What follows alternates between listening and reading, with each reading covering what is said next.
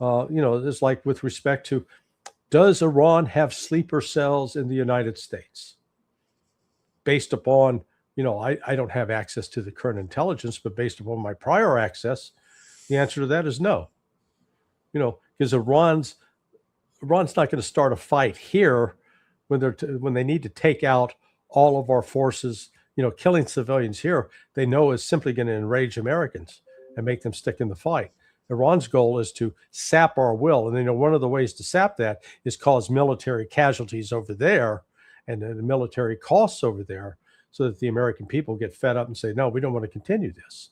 So yeah, no, but here's Tulsi, as you correctly noted, said, well, they're not developing a nuke. It was, quote, obliterated, even though it wasn't. I mean, come on. We know that, but that Iran doesn't pose an imminent threat to attack us. And instead of her and she should have walked out the door with Joe Kent, Kent, who was the director of the Counterterrorism Center.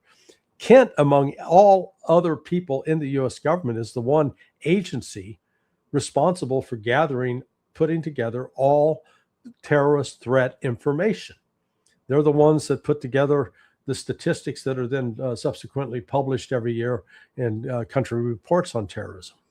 So, I said, what a disgrace.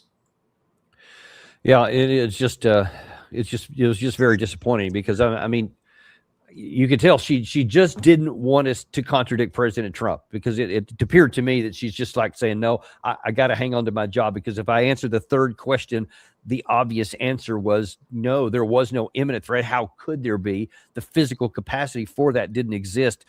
Instead, she just tried to say, well, no, that's his call to make. And it was just very disappointing. Yeah. Well, and it's just,